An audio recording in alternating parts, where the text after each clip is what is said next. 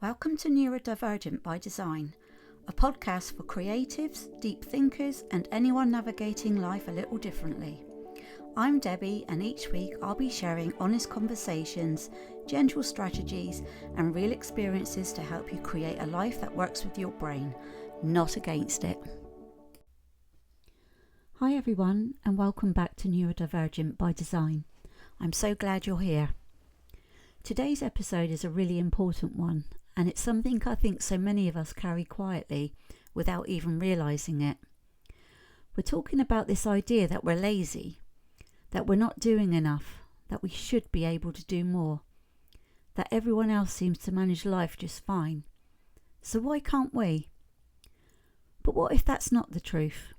What if you're experiencing isn't laziness at all? What if it's burnout? Let's start with something that might feel familiar. You wake up already tired. You've got things you want to do, things you need to do, but your brain just won't cooperate. Simple tasks feel overwhelming. You procrastinate. You avoid things. You feel stuck. And then comes the guilt, the voice that says, "Why can't you just get on with it? Other people manage this.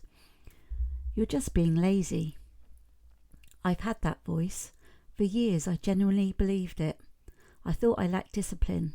I thought I just needed to try harder. But here's the truth I wish I'd known sooner. Laziness isn't the problem. Burnout doesn't always look dramatic. It's not always a full collapse where you can't get out of bed. Sometimes it's quieter than that.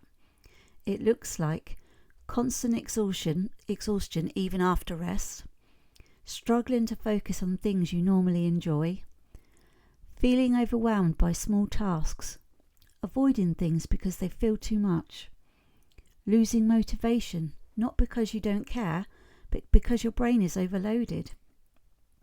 For neurodivergent people, especially with ADHD, autism or dyslexia, this can happen a lot because we're often masking, overthinking, managing sensory input, trying to fit into systems that weren't built for us.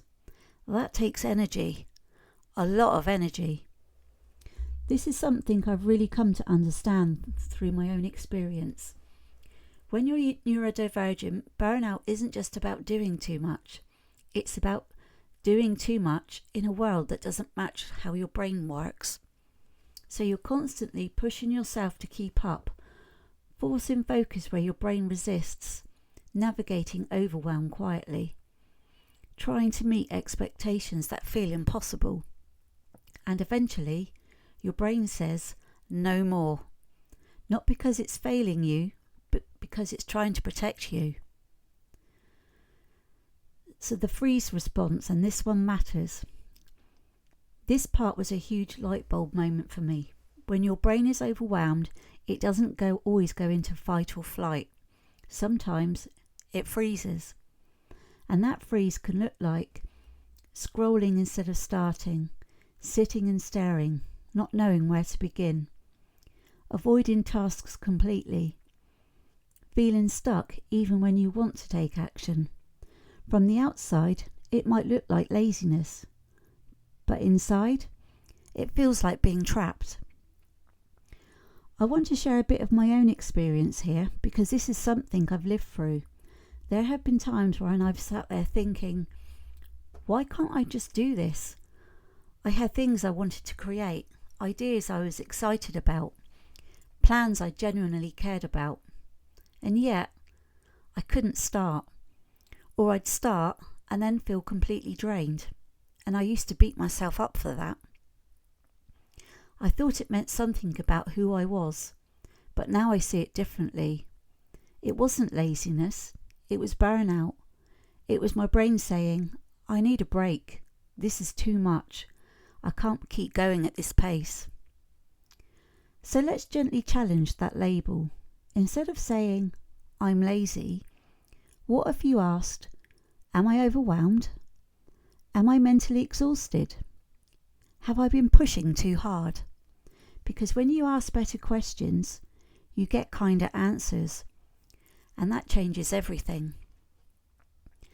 This isn't about fixing yourself, because you're not broken. There are things that can help support you through burnout. Lower the bar. Make tasks smaller than you think they need to be.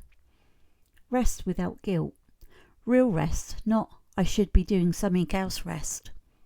Reduce input. Less noise, less pressure, less expectation. Create gently. Even 5 minutes of drawing counts.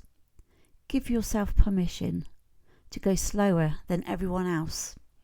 Progress doesn't have to be fast to be meaningful. If you're listening to this and thinking, that's me, I just want to say this. You're not lazy, you're not failing, and you're definitely not alone. Your brain is doing the best it can with the energy it has. And right now, it might just need support, not pressure. This is something I see a lot in the art world as well. People say, I've lost my motivation. I just can't draw anymore. And again, it gets labelled as laziness. But creativity doesn't disappear for no reason. Sometimes it's buried under exhaustion, under pressure, under burnout. And the way back isn't forcing it. It's giving yourself space to reconnect with it gently. So if there's one thing I want you to take from today's episode, it's this. Burnout isn't laziness, it's a signal that something needs to change, a signal that you need to support, a signal that your brain is asking for care. Thank you so much for being here with me today. If this episode resonated with you, I'd love for you to share it with someone who might need to hear this too. And if you'd like to see the creative side of what I do, you can find me over on YouTube, where I share coloured pencil tutorials and draw animals in a calm, supportive way. I'll see you in the next episode. If you enjoyed this episode, I'd love for you to follow or subscribe so you don't miss the next one. And if this resonated with you, feel free to share it with someone who might need to hear it too. You can also find me over on YouTube and inside my art community, where I help you build confidence in your creativity at your own pace. Until next time, take things gently and create in a way that works for you.